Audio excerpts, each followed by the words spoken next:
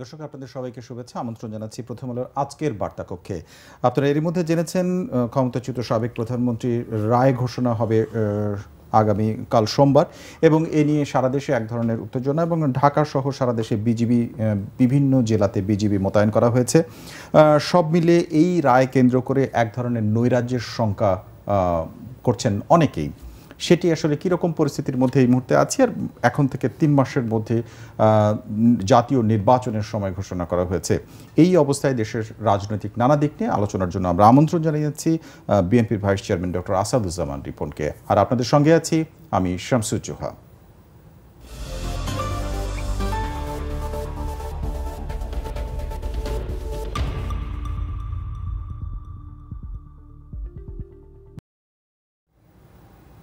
দর্শক, চলে যাচ্ছে সরাসরি আমাদের আজকের অতিথির কাছে। আমন্ত্রণ জানিয়েছি স্টুডিওতে বিএনপির ভাইস চেয়ারম্যান ডক্টর আসাদুজ্জামান রিপনকে। আপনাকে স্বাগত। জি, ধন্যবাদ আপনাকে। প্রথমে জানতে চাইব, কয়েকদিন আগে 13 তারিখে যেদিন রায় ঘোষণার তারিখ ঘোষণা করা হবে সেদিনই সারা দেশের অবস্থা আপনি পর্যবেক্ষণ করেছেন নিশ্চয়ই। সোমবার অর্থাৎ কাল রায় ঘোষণা হবে। এরই মধ্যে বেশ কয়েকটা জায়গায় প্রতিক্রিয়া দেখা গেছে রাজধানীর এবং রাজধানীর বাইরেও, এবং বেশ কয়েকটি জেলাতে বিজিবি মোতায়েন করা হয়েছে আইন শৃঙ্খলার ব্যাপারে। পুলিশের পক্ষ থেকে বলা হয়েছে যে ককটেল নিক্ষেপ করলে গুলির নির্দেশ। সব মিলে আপনি কেমন দেখছেন পরিস্থিতি? আমি ঘটনা পরম্পরায় যেগুলো হলো গত কয়েকদিন ধরে, আজও হয়েছে, জি, তো এগুলো খুব অপ্রত্যাশিত মনে হয়নি আমার কাছে। আচ্ছা, তো প্রথমত হচ্ছে যে শেখ হাসিনা তিনি বাংলাদেশে জবরদস্তির সাথে একটা জবরদস্তিমূলক একটা শাসন চালিয়ে গিয়েছিলেন 15 বছরে। এই 15 বছরে তিনি এবং তার পাশের লোকেরা লক্ষ লক্ষ কোটি টাকা তারা কামিয়েছেন, অবৈধভাবে বিদেশে পাচার করেছেন। তাদের তো একটা মানে অবৈধ সম্পদের ভাণ্ডার বা সূত্র, এটার তো কোনো ঘাটতি নেই।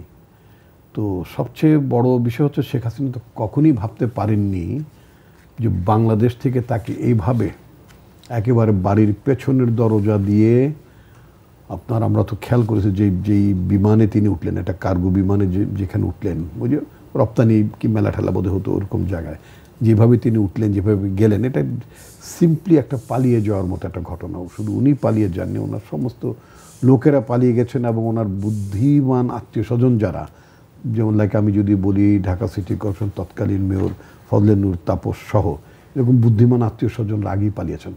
এমন হতে পারে যে শেখ হাসিনা নিজেই তার আত্মীয় স্বজনগুলোকে নিরাপদে পাঠিয়ে দিয়েছেন বা তাদের অ্যাডভাইস করেছেন। আপনি দেখবেন যে তার কোনো নিকট আত্মীয় কিন্তু কেউ ধরা পড়েনি। একেবারে ভেরি ইন্টারেস্টিং, একজনও না।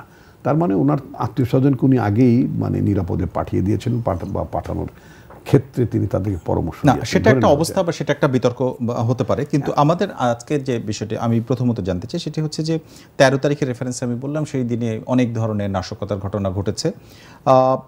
এরই মধ্যে রাজধানীর বেশ কয়েকটি এলাকা যেমন হাজারীবাগ, নিউ ইস্কাটন, এছাড়াও সাভারে হামলার আমার কথা হচ্ছে সারা দেশে যে নিরাপত্তা ব্যবস্থা নিয়ে যে সংখ্যাটা তৈরি হয়েছে সেটাকে আপনি কেমন মনে করছেন? আমি আপনাকে বলি, এটা প্রথমে বলেছি আমি, এই বিষয়টা আমার কাছে খুব অপ্রত্যাশিত মনে হয়নি, অনাকাঙ্ক্ষিত মনে হয়নি। এটা আওয়ামী লীগ করবে।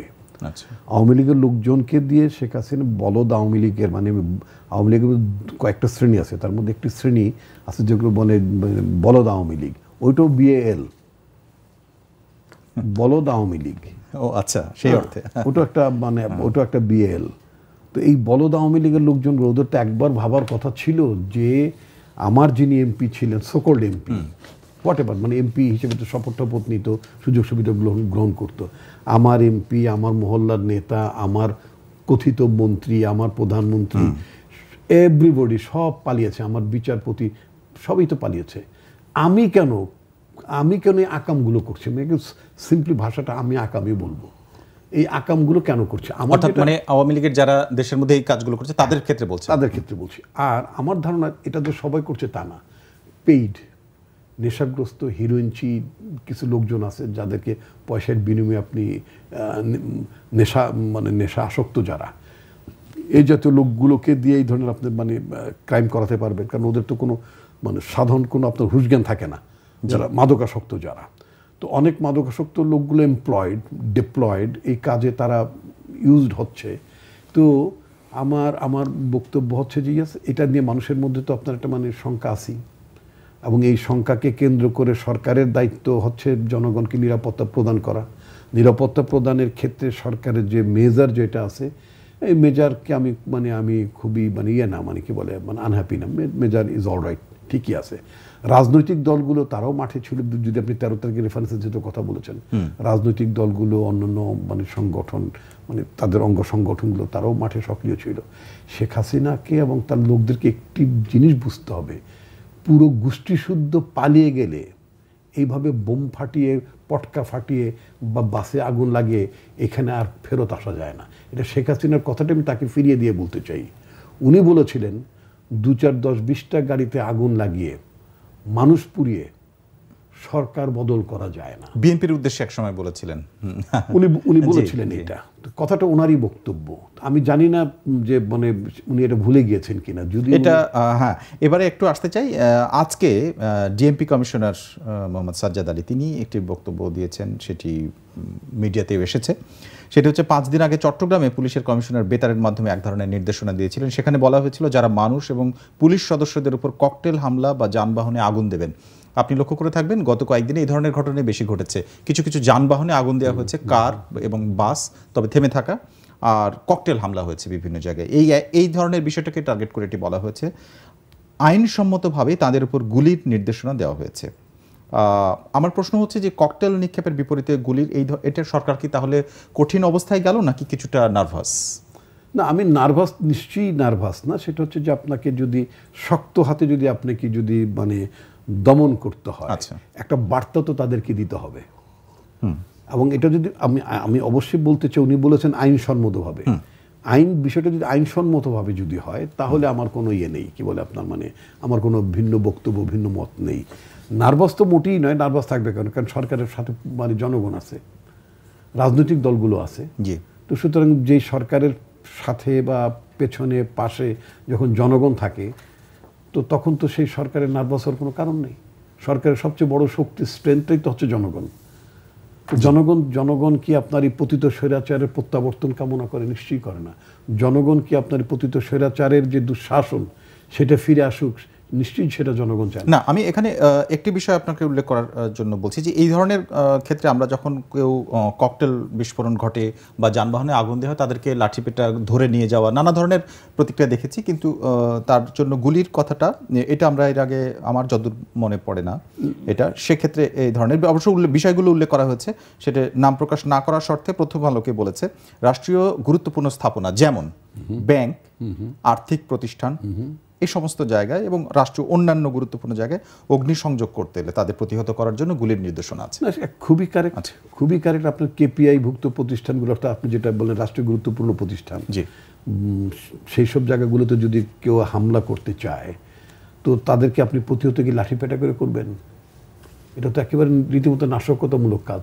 তাকে তো আপনি লাঠিপেটা করে কাঁদা নেগে মেরে তাকে তো আপনি নিবৃত্ত করতে পারবেন না।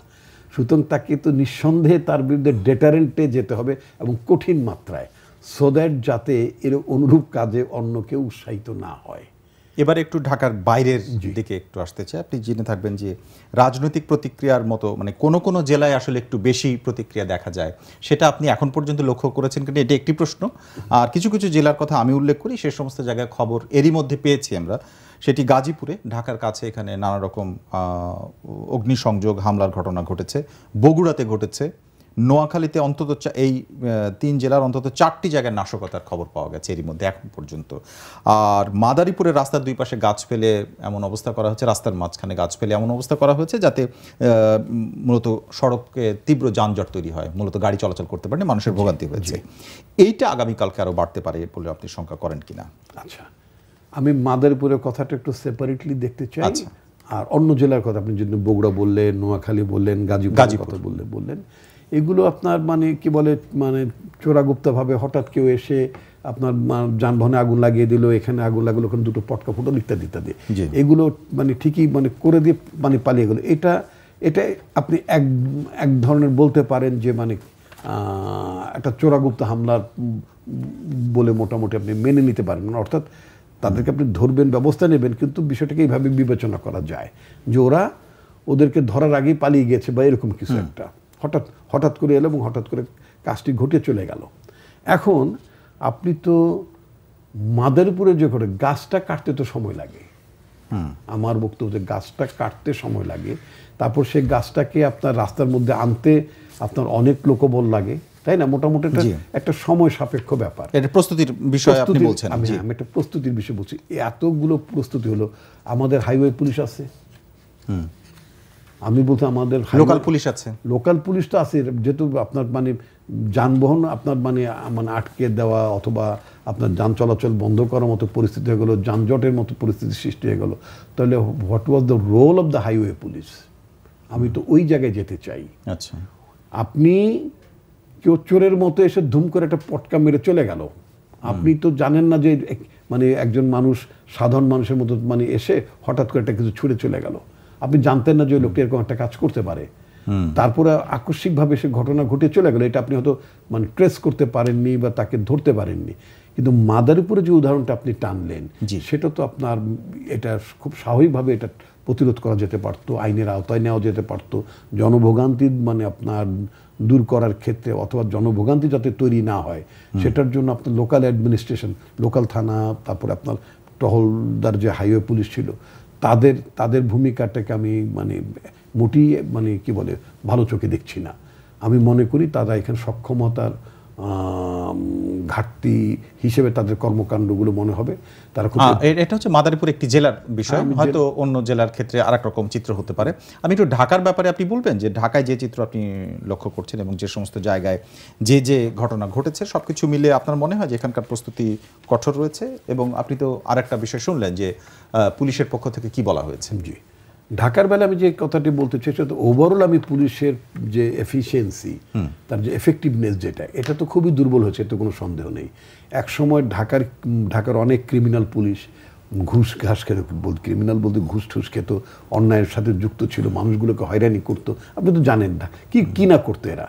এই লোকগুলো এদের সবাইকে তো চাকরি থেকে বাদ দেওয়া হয়নি। কিন্তু আমার প্রশ্ন হচ্ছে 13 তারিখের আগেই এই ধরনের লক্ষণ দেখা গেল, এখন সরকারের মানে সিদ্ধান্তহীনতা দেখছেন নাকি পুলিশের অপারগতা? আমি পুলিশের মানে অদক্ষতা দেখছি। অদক্ষতা আছে, অপারগতা না, অদক্ষতা দেখছি। এই কারণে যে আমি যে কথাটি বলছিলাম যে আমাদের ঢাকা যারা একজন পুলিশের কাজ করতেন, আমি অনেককেই দেখেছি, মানে আমি জিজ্ঞাসা করেছি যারা রাস্তায় ডিউটি অনেককে জিজ্ঞেস করি, তারা বললেন তারা একসময় মানে আউট অফ ঢাকা ছিলেন, মফস্বলে ছিলেন, তারা ঢাকা শহরের রাস্তাঘাট অনেকেই চিনেন না। ভেরি ইন্টারেস্টিং, আমাকে তার অকপটে অনেকেই বলেছেন even we don't know the ways, মানে তারা রাস্তাঘাটও চিনেন না। একটা মানে সেট অফ আপনার মানে মানে মানে পুলিশ অফিসিয়াল তারা একসময় অনেকদিন ঢাকায় থাকতেন। এটা তো রাজধানী, আপনাকে তো ডিউটি করতে হলে স্ট্র্যাটেজিক্যালি আপনার রাস্তাঘাট তো জানতে হবে। একটা মানুষ বোম মেরে বা একটা অপরাধ করে সে গলি দিয়ে পালিয়ে গেল, ওই গলিটা কোন জায়গায় যে ঠেকলো, তো ডেড এন্ড কিনা, তা আপনাকে তো এগুলো জানতে হবে। তো অর্থাৎ অদক্ষতার প্রশ্ন তুলছেন? আমি ভেরি মাচ অদক্ষতার প্রশ্ন তুলি, এবং 14 মাস 16 মাসে এদেরকে ওরিয়েন্টেশন, পোশাক বদলালে কাজ হবে না। আমি বারবার বলেছি যে পুলিশের কোটি কোটি টাকা খরচ করে, শত শত কোটি টাকা খরচ করে একটা পোশাক বদলে ফেললেন, ওর চরিত্র বদলানোর কাজ করলেন না, ওকে মোরালি বুস্ট করার জন্য কাজ করলেন না, ওকে ওরিয়েন্টেশন দিলেন না। ওর তো আপনার কি বলে, তার তো আপনার মানে কি বলে এটাকে আপনার মানে মেন্টালি বুস্ট করার জন্য তাকে সাইকোলজিক্যালি তাকে কাউন্সিলিং করা দরকার ছিল। কেন তার তো এই বাহিনীটা তো অনেকে ট্রমার মধ্যে ছিল, এতে তো কোনো সন্দেহ নেই, তাই না? ডক্টর রিপন, আমি একটু আরেকটা জায়গায় আসতে চাই, সেটি হচ্ছে এবারের রায়ে এর আগে আমরা কখনো দেখিনি যে আদালতের ভেতরে কি হয় সাধারণ মানুষ বাইরে থেকে কখনোই দেখতে পাওয়া তো দূরের কথা, জানতেও পেতেন গণমাধ্যমের মাধ্যমে, কিন্তু এবারে আমরা দেখলাম যে আদালতের ভেতরের কার্যক্রম সরাসরি সম্প্রচার করা হচ্ছে। এবারে রায়ের বিষয়টিও বলা হয়েছে, আমি আপনাকে একটু পড়ে শোনাই। গুরুত্বপূর্ণ স্থাপনাগুলোতে আপনার মানে ইয়ে করবে, কি বলে, টিভি ডিসপ্লে থাকবে, মানুষ ডিসপ্লের কথা বলছে, কিন্তু প্রসেসটা বলেছেন প্রসিকিউটর গাজী মোনাওয়ার হুসাইন তামিম, তিনি বলেছেন রায়ের যে অংশটুকু ট্রাইব্যুনাল পড়ে শোনাবেন সোমবার, তা ট্রাইব্যুনালের অনুমতি সাপেক্ষে বাংলাদেশ টেলিভিশন সরাসরি সম্প্রচার করবে, এবং বাংলাদেশ টেলিভিশন যা সম্প্রচার করবে সেটা অন্য গণমাধ্যমগুলো সরাসরি সম্প্রচার করতে পারবে, মানে তারা যদি ইচ্ছা করে। অর্থাৎ তাহলে এটা আসলে পাবলিক হয়ে গেল বিষয়টা এরকম। তো এটার আসলে কোনো উদ্দেশ্য আছে না, এটা আসলে কি প্রয়োজন, সিগনিফিকেন্সের কথা বলছেন আপনি? এটা না, মানে এটার প্রয়োজন কেন, বা নাকি এখন থেকে সবগুলো হবে? একটা হচ্ছে যে আপনি যদি এইভাবে, কারণ আগে দেখিনি আমরা, একটা যদি আপনি বলেন যে এক সময় আমরা তো অনেক কিছু আগে দেখিনি, একসময় আজকে যা ঘটতো সেটা আমরা জানতাম পরের দিন। এখন তো আপনার সোশ্যাল মিডিয়ার কল্যাণে অথবা পত্রিকাগুলোর যে আপনার অনলাইন ভার্সন থাকার কারণে আমরা কিছুক্ষণ পরেই জেনে যাই মোটামুটি, তাই না? ওয়েল, এটা কিন্তু আমি খুব ভালো চোখে দেখতে চাই যে আপনার বিচার প্রক্রিয়াটা খুব ট্রান্সপ্যারেন্ট ওয়েতে হচ্ছে, তাই না? আপনি নাগরিক হিসেবে আপনি জানতে পাচ্ছেন যে মানে আপনি probably you are talking about Sheikh Hasina and her associates, তাই না, তাদের ব্যাপারে। তো শুধু তাদের অপরাধগুলো কি ছিল সেটা আমরা পাবলিকলি জানি, কিন্তু আমাদের অজানা কিছু না।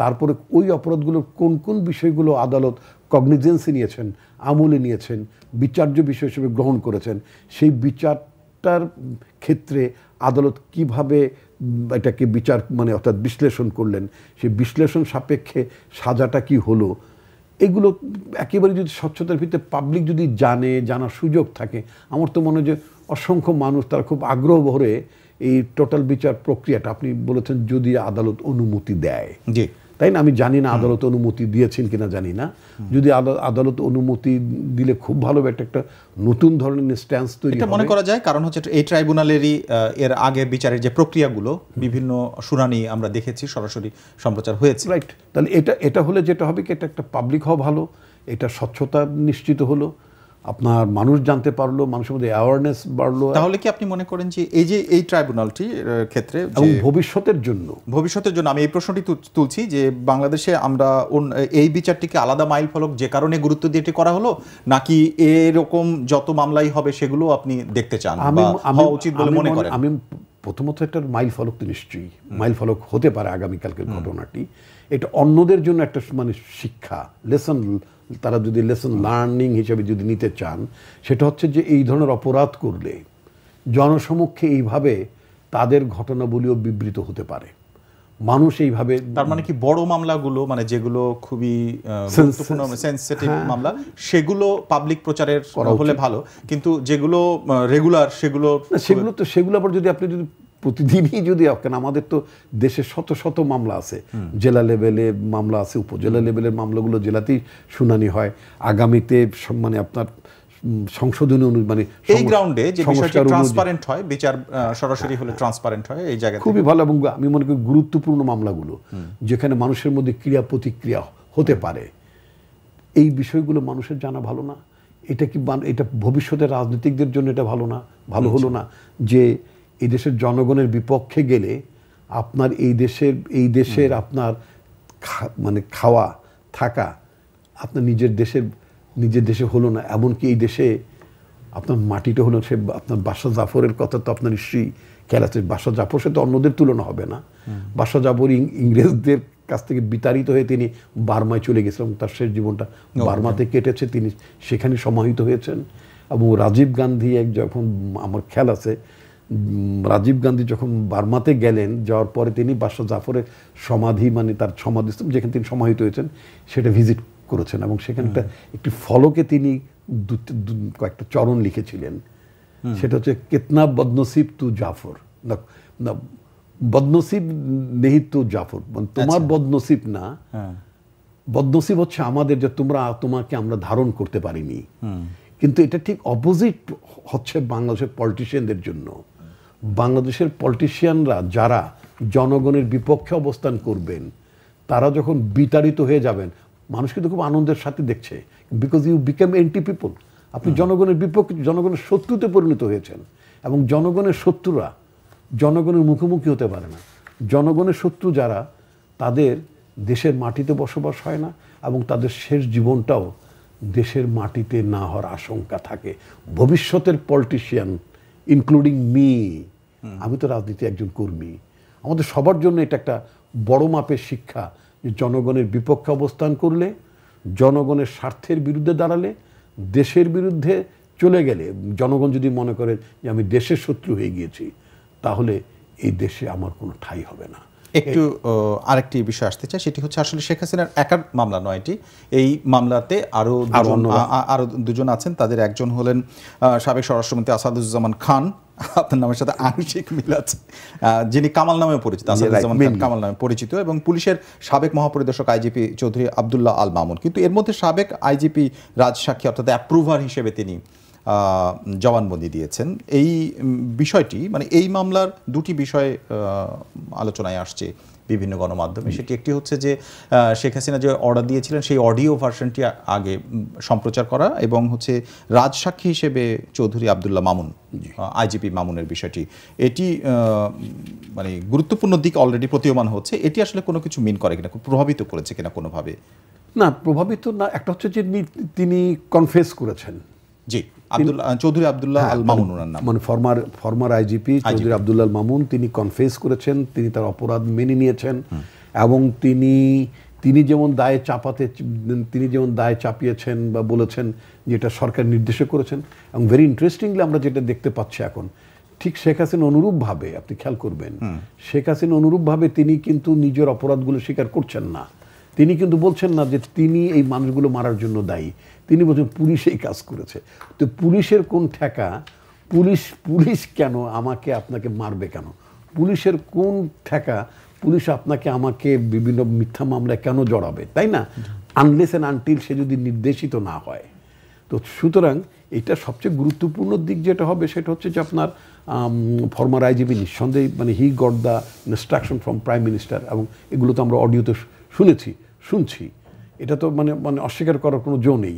তিনি তো সেনাবাহিনীকে কী বলছে সেটাও আমরা জানি। এবং সবচেয়ে বড় কথা হচ্ছে কি যে তোমারে বধিবে যে গোকুলে বাড়িছে সেই বহুত পুরনো প্রবাদ। তিনি আপনার কনভারসেশনকে রেকর্ড করার জন্য তিনি কোটি কোটি টাকা খরচ করে তিনি যন্ত্রপাতি এনেছিলেন। Very interesting. এখন সেই যন্ত্রপাতি তার বক্তব্যকে রেকর্ড করেছে। 1, 2 নম্বর, তিনি আমার কমিউনিকেশনকে স্টপ করার জন্য ইন্টারনেট বন্ধ করেছিলেন। যখন তিনি ইন্টারনেট বন্ধ করেছিলেন তখন তিনি, আমার ধারণা, তিনি তখন ওই অবস্থায়, তার জন্য তার আলাদা ইন্টারনেট ছিল না প্রবাবলি, কারণ আমি জানি না ইলন মাস্কের ওই স্যাটেলাইট কি বলে এটা, স্যাটেলাইট ইন্টারনেট তিনি ব্যবহার করেছেন কিনা আমার জানা নেই। যদি তা না করে থাকেন তাহলে তিনি তার সমস্ত কথাবার্তা, আমি যেটা শুনেছি, সকল আরও বহু কথা তার আছে যে কথাগুলো এখন পর্যন্ত লিকড হয়নি। তো এখান থেকে একটা শিক্ষার বিষয় আছে। তবে I can't say like that. যেমন মনে করেন আমরা ইতিপূর্বে দেখেছি যারা অ্যাপ্রুভার হয়েছে বিভিন্ন ঘটনায়, এদেশে তো অনেকে হয়েছে, অ্যাপ্রুভারদের আপনার যে মানে আপনার কি বলে এটাকে, তাদের যে বড় ধরনের অপরাধ, বড় ধরনের, শুধু তিনি কনফেস করেছেন বলেই তিনি অপরাধের দায় মুক্ত হতে পারেন না। কিন্তু এখানে আমার প্রশ্ন, 3 জন আসামির কথা মূলত এই মামলায় আছে। একজন সাবেক প্রধানমন্ত্রী, একজন সাবেক স্বরাষ্ট্রমন্ত্রী, আর একজন সাবেক আইজিপি, একেবারে রাষ্ট্রের শীর্ষ পর্যায়ের মানুষেরা। এখন একজন নির্দেশদাতা, একজন এক্সিকিউটর। এখন চৌধুরী আব্দুল্লাহ আল মামুন তিনি কারাগারে আছেন, তিনি কনফেস করেছেন, তাই তো? আর বাকি যে 2 জন যাদের বিরুদ্ধে, তাহলে এই মুহূর্তে যদি রায় হয় তাহলে রায়টা যাদের বিরুদ্ধে যাবে ধরে নেওয়া হচ্ছে বা অনেকে আলোচনা করছে, তারা 2 জন দেশের বাইরে, অর্থাৎ তারা পুলিশের আওতার মধ্যে নাই, তারা গ্রেপ্তারের আওতা নাই। এটা কোনো কিছু মিন করে কিনা? আমরা এর আগে অনেক রকম মামলার রায় হতে দেখেছি, যারা দেশের বাইরে থাকে সেটা আসলে ঝুলে থাকে, এটা কার্যকর করার ক্ষেত্রে। আমি এটাও দেখেছি, আপনিও দেখেছেন, আপনি নিশ্চয়ই দেখেছেন, কারণ সময়টা মানে খুব বেশি দূরে ছিল না। সেটা হলো যে আপনি নিশ্চয়ই দেখেছেন যে আপনার 15 অগাস্টের মামলায়, 15 আগস্টের মানে আপনার ঘটনায়, ওই মামলায় হত্যাকাণ্ডের যে বিচার হয়েছিল, যে রায় হয়েছিল, এর মধ্যে অ্যাটলিস্ট বেশ কয়েকজন ছিলেন যারা দেশের বাইরে ছিলেন, তাদের বিরুদ্ধে রায় হয়েছিল। তো তখন মনে হয়েছিল তো এরা তো দেশের বাইরে আছেন, এই রায়টা হয়তো এক্সিকিউট হবে না। কিন্তু আলটিমেটলি মানে সাম অফ দেম, যাদেরকে মানে দেশে আনা সম্ভব হয়েছে, ধরা সম্ভব হয়েছে, তাদের বেলায় কিন্তু আপনার এটা এক্সিকিউট হয়েছে। এটা হয়নি যে তা না, মানে দেশের বাইরে থাকলে এটা এক্সিকিউট হবে না। আমি আপনাকে ছোট্ট, সম্ভাবনা কম হয় কিনা, মানে আমি সেই জায়গা থেকে একটা সাময়িকভাবে সম্ভাবনা কম। তবে আমি কি আর 2-1 মিনিট? জি। আচ্ছা, আপনি একটা জিনিস খেয়াল করেছেন, মানে ভেরি ইন্টারেস্টিং, আমি এটা নিয়ে ভাবছি, মানে লিখছি, মানে লেখার আমার কিছু বিষয়বস্তুর মধ্যে আছে। সেটা হচ্ছে আপনার শেখ হাসিনার নামে আমি বাংলাদেশের আপনার একটা বার্তা সংস্থা, তাদের বরাতে, তারপর বাইরের নিউজ মিডিয়াতে যেটা দেখলাম সেটা হচ্ছে যে শেখ হাসিনা বলেছেন, ফাইনাল 2-1 দিন আগে বলেছেন যে তিনি যে বিতাড়িত অত্যাচারিত হয়েছেন, তার বিরুদ্ধে যে বাংলাদেশে একটা আপরাইজিং হলো, একটা গণঅভ্যুত্থান হলো, এটার পেছনে মার্কিন যুক্তরাষ্ট্র ছিল না। এটা তিনি কয়েকদিন আগে বলেছেন, 2-3 দিন আগে বলেছেন। এবং আপনার নিশ্চয়ই খেয়াল আছে, তিনি যখন ইমিডিয়েটলি ডিপোজড হলেন, যখন ক্ষমতাচ্যুত হলেন, ভারতে আশ্রয় গ্রহণ করলেন, তার পরপরই কিন্তু তিনি বলেছেন যে মানে তাকে ক্ষমতা থেকে উচ্ছেদ করার পেছনে মার্কিন যুক্তরাষ্ট্র ভূমিকা ছিল। এবং তিনি ক্ষমতা থাকতেও বলতেন সেন্ট মার্টিন যদি দিয়ে দিতাম তাহলে আর এত কিছু ঝামেলা হতো না। এরপরে দেশের বাইরে যে বলছেন সেন্ট মার্টিন দিয়ে দিলে আমার ক্ষমতা থেকে যেতে হতো না। সমস্ত অঙ্গুল হেলন না, ওনার মুখনিসৃত যত বক্তব্য ছিল সমস্ত বক্তব্য ছিল মার্কিন যুক্তরাষ্ট্রের বিরুদ্ধে। আমি যেটার সাথে রিলেট করতে চাই সেটা হচ্ছে এখন তিনি যেই দেশটিতে বসবাস করছেন অর্থাৎ ভারত এবং মোদি সরকার বোথ, তারা কিন্তু মার্কিন যুক্তরাষ্ট্রের যে প্রেজেন্ট অ্যাডমিনিস্ট্রেশন, মানে আই ওয়ান্ট টু সে যে ট্রাম্প অ্যাডমিনিস্ট্রেশনের অনেক চাপের মধ্যে আছে। এবং আপনি দেখবেন যে তুলনামূলকভাবে ট্রাম্প অ্যাডমিনিস্ট্রেশন আপনার কিন্তু পাকিস্তানের সাথে একটা বিশেষ সখ্যতা বাড়ানোর চেষ্টাও করছে। অর্থাৎ বৈশ্বিক রাজনীতির আপনি সেই অবস্থাটা এখন কিন্তু আমার যেটা ধারণা, প্রবাবলি শেখ হাসিনাকে ইন্ডিয়ান গভর্নমেন্ট অ্যাডভাইস করছে, এমনি তো আমি মানে ট্রাম্পের এবং আমেরিকার চাপে আমার মানে তুলোধুনো অবস্থা, তারপর তুমি আমার মাটিতে বসে আমার আতিথেয়তায় থেকে আমার মানে সুযোগ সুবিধা গ্রহণ করে তুমি মার্কিন যুক্তরাষ্ট্রকে তুমি মানে কয়েক হাত নেবে, তার পিণ্ডি চটকাবে, তার ঝাল তো আমাকে আমার জিহ্বা দিয়ে সেটা মানে স্বাদ নিতে হবে। সুতরাং ডোন্ট সে রাবিশ, এবং তুমি একটু মানে রিট্রিট করো যে না থুক্কু মার্কিন যুক্তরাষ্ট্র। মানে আপনি অনুমান করছেন এখন যেটা বললেন যে এটা অনুমান করছেন যে এটাই এই ধরনের এটাই তো একটা অ্যানালাইসিস। এটা আমি ভাবতেই পারি, কারণ উনি মার্কিন যুক্তরাষ্ট্রকে তিনি মানে কিনা বলেছেন, এখন উনি রিট্রিট করলেন মানে একেবারে 360 ডিগ্রিতে সরে দিলেন। এটার ব্যাখ্যা তার মানে হ্যাঁ, এটার একটা ভালো, আমরা আলোচনার শেষের দিকে একটা ভালো একটা দিক কিন্তু আছে। হ্যাঁ অবশ্যই। এর ভালো দিকটা কি জানেন? এই যে উনি রিট্রিট করলেন মার্কিন যুক্তরাষ্ট্রের ওপর থেকে দায়টা চাপিয়ে মানে দায়টা প্রত্যাহার করে নিলেন, এর মধ্য দিয়ে তিনি যেটা করেছেন, I am very much happy. সেটা হচ্ছে তিনি আমার দেশের জনগণ যে তাকে তাড়িয়েছে প্রকান্ত তিনি সেটা মেনে নিয়েছেন। অর্থাৎ আমার গণঅভ্যুত্থানের পেছনে আমার জনগণই, আমার গণঅভ্যুত্থানের পেছনে এই দেশের ছাত্র জনতা, নারী, কৃষক, শ্রমিক, তারা সবাই ছিল। এখানে কোনো মার্কিন যুক্তরাষ্ট্র, এখানে কোনো অন্য কোনো দেশ, নানা যেই ধরনের আমরা ন্যারেটিভগুলো শুনতাম মানে সেটা নয়। এই দেশের জনগণই অভ্যুত্থানের সূচনা করেছে এবং সেই অভ্যুত্থানে তিনি বিতাড়িত হয়েছেন। এই সত্যটা তিনি যে মেনে নিয়েছেন, এজন্য ওনাকে অ্যাটলিস্ট ধন্যবাদ জানাতে চাই। আমি আরেকটি বিষয় যেতে চাই, স্বরাষ্ট্র উপদেষ্টা লেফটেন্যান্ট জেনারেল অবসরপ্রাপ্ত মোহাম্মদ জাহাঙ্গীর আলম চৌধুরী তিনি বলেছেন যে এ নিয়ে যে কোনো ধরনের বিশৃঙ্খলার সৃষ্টি হলে এই মামলার রায় ঘোষণাকে কেন্দ্র করে তা আইন শৃঙ্খলা বাহিনী তার জন্য সার্বিকভাবে প্রস্তুত আছে। এবং তিনি এও বলেছেন যে আইন শৃঙ্খলা রক্ষাকারী বাহিনীর শীর্ষ পর্যায়ের নেতারা বৈঠক করে তিনি বলেছেন, এবং তিনি বলেছেন যে শেখ হাসিনার রায় যেমনই হোক না কেন তা কার্যকর করা হবে। আমার প্রশ্ন হচ্ছে যে ঠিক যে দুজনের কথা আমি বললাম, যে 3 জনের মধ্যে একজন তো পুলিশ কাস্টডিতে, আর বাকি দুজন শীর্ষ দুজনই হচ্ছে দেশে নাই এবং পুলিশের কাস্টডিতে নাই। এই অবস্থায় তারা নিশ্চিত হলেন কিভাবে যে তাদেরকে আসলে আনা সম্ভব হবে? একদিকে এটি স্বরাষ্ট্র উপদেষ্টার বক্তব্য, অন্যদিকে আমরা দেখলাম যে সাজা হলে, অর্থাৎ ব্রিফিংয়ে যদি সাজা, এটি প্রসিকিউটর নিজে বলেছেন, সাজা যদি হয় তাহলে শেখ হাসিনার বিরুদ্ধে ইন্টারপোলে কনভিকশন ওয়ারেন্টের আবেদন করা হবে। শেষেরটা পসিবল, শেষেরটা পসিবল ও সেটা সম্ভব। সেটা সরকার অর্থাৎ মানে আমাদের প্রসিকিউশন থেকে আমাদের আইসিসি যেটা আছে তারা তার বিরুদ্ধে একটা মানে ইন্টারপোলের সাহায্য চাইতেই পারেন। মানে এটা আইনের মধ্যে আছে, ইন্টারন্যাশনালি রিকগনাইজড। আর আপনি স্বরাষ্ট্র উপদেষ্টার কথা যেটা বলেছেন, it would be very difficult at this moment. আমার যেটা মনে হয় যে মানে ইন্ডিয়ান গভর্নমেন্ট সার্টেনলি তাকে আইনের আওতায় আনার জন্য বাংলাদেশ সরকারের কাছে তারা প্রত্যাবর্তন করবে বলে আমার মনে হচ্ছে না। কারণ এটা ভারতীয় নেতৃবৃন্দের মানে সাম্প্রতিককালে যে কথাবার্তাগুলো শুনেছি তাতে করে মানে এই ধরনের কোনো ইঙ্গিত মেলেনি। যেহেতু ইঙ্গিত মেলেনি, সুতরাং রাইট টুমোরো অথবা মানে যেটা মানে স্বরাষ্ট্র উপদেষ্টার ভাষ্য অনুযায়ী খুব দ্রুতই যে আপনার রায় কার্যকর করা যাবে সেটা নয়। তবে এটা বাইন্ডিং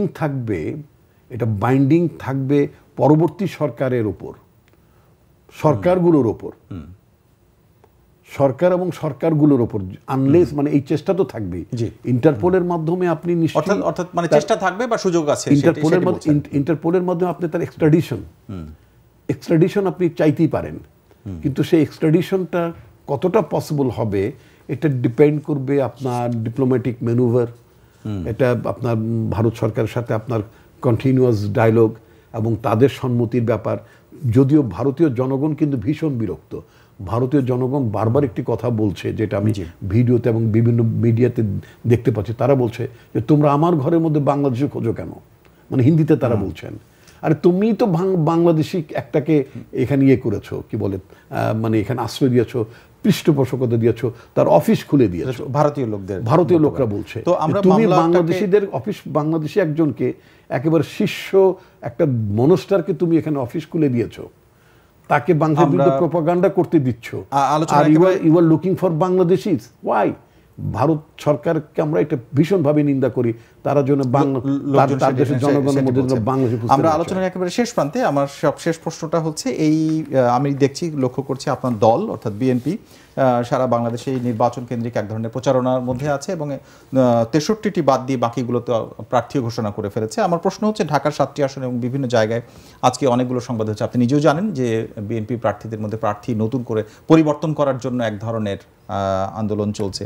এইরকম পরিস্থিতিতে এই ঘটনাটা আসলে নির্বাচনের যে টাইম আছে, এখন পর্যন্ত তারিখ না ঘোষণা হলো, সময় ঘোষণা হয়েছে, সেইটিতে উপরে কোনো ধরনের প্রভাব পড়বে কিনা এবং সেটা নেগেটিভ প্রভাবের কথা আপনি মনে করেন কিনা? আদৌ নেগেটিভ প্রভাব পড়বে না, কারণ হচ্ছে প্রথমত হচ্ছে, আর প্রশ্নটা শেষ করে তাহলে সুবিধা হয়, তাতে হচ্ছে ঢাকার মধ্যে যে 7টি আসন, 20টির মধ্যে 7টি আসন, বিশেষ করে এই গুরুত্বপূর্ণ জায়গাগুলোতে কোনো আন্তঃকন্দলের বিষয় তৈরি হচ্ছে কিনা বিএনপির মধ্যে, যাতে শরিক দল বা অন্য দলগুলোকে প্রার্থী বেশি দেয়া হচ্ছে, বা সেই সিদ্ধান্তটা আসলে কাছাকাছি এসেছে কিনা? অনেক ধরনের গুঞ্জন শোনা যাচ্ছে। একটা হচ্ছে যে আপনার এটার মধ্যে কোনো সংকট বা সমস্যা হবে না, এই রায় বা আমাদের দলের মধ্যে আপনার মানে মনোনয়ন নিয়ে হতাশা অথবা মানে উচ্ছ্বাস কোনোটার মধ্যে হবে না অন্য কারণে। সেটা হচ্ছে যে প্রথমত পার্টির মহাসচিব এই তালিকাটি যখন ঘোষণা করেন, তিনি তালিকাটি সম্পর্কে ক্যাটেগরিক্যালি বলেছেন, আপনাদের প্রথম আলো পত্রিকাতে কিন্তু ছাপা হয়েছে, এটা একটা সম্ভাব্য মনোনীত তালিকা, সম্ভাব্য বলছেন, একটা পসিবল লিস্ট। অর্থাৎ আমরা we are serious about election, আমরা ইলেকশনের দিকে ঝাঁপিয়ে পড়েছি, এটা একটা ম্যানিফেস্টেশন। আমরা এটা কথার কথা নয়, আমরা যে নির্বাচনী ট্রেন, যেটা প্রচলিত শব্দ, নির্বাচনী ট্রেন চালু হয়ে গিয়েছে, সেটা আমরা মিন করেছি, সেজন্য আমাদের একটা তালিকা দেওয়া ছিল। সেই তালিকাটাকে বলেছি আমরা সম্ভাব্য প্রাথমিক তালিকা। এটার মধ্যে একটা চেঞ্জ আসবে, চেঞ্জ আসতে পারে, এটা এক্সপেক্টেড। আমি আমার কর্মীদেরকে অনেকেই বলেছি, এটা নিয়ে খুব হৈহুল্লোড় মানে ঝামেলা পাকানোর কোনো দরকার নেই, রাস্তাঘাট অবরোধ করার কোনো দরকার নেই, অলরেডি হচ্ছে বিভিন্ন জায়গায়। এটা তারা ভুল করছেন, কারণ এটা হচ্ছে সম্ভাব্য তালিকা, প্রাথমিক তালিকা। এটাকে কেন্দ্র করে তারা কেন রাস্তাঘাট অবরোধ করবেন? আমি রাস্তাঘাট অবরোধ করার ভীষণ বিরোধী, কারণ নির্বাচন মনোনয়নটা দিয়েছে আপনার পার্টি, তাই না? পার্টি মনোনয়ন দিয়েছে, আপনি জনদুর্ভোগ কেন করবেন? আপনি জনদুর্ভোগ করতে পারেন না। পার্টির সিদ্ধান্ত মানতে হবে, পার্টির ডিসিপ্লিন মানতে হবে, নির্বাচনের তফসিল ঘোষণা হোক, তারপর চূড়ান্ত তালিকা যখন এখন তো এটা বলছে সম্ভাব্য তালিকা, তো চূড়ান্ত তালিকা প্রকাশ না হওয়া পর্যন্ত আগে আপনি মানে ঝামেলা করবেন কেন? অসন্তোষ প্রকাশ করবেন, অস্থিরতা কেন তৈরি করবেন? এটা করার কোনো কারণ নেই। বরং হ্যাঁ, তবে এটা ঠিক যে মানে নিশ্চয়ই এটা তো, যেহেতু এটা দলই বলছেন এটা সম্ভাব্য তালিকা, প্রাথমিক তালিকা, এটা মানে আনলেস এটা মানে ফাইনাল তালিকা হিসেবে ঘোষিত না হওয়া পর্যন্ত, অফকোর্স মানে আইনিভাবে যদি শব্দটি বলি আমি, সম্ভাবনা তো নিশ্চয়ই থাকতে পারে আপনার পরিবর্তনের 2-4 জায়গায়, এবং লেজিটিমেট কারণ যদি থাকে পরিবর্তন হতে পারে।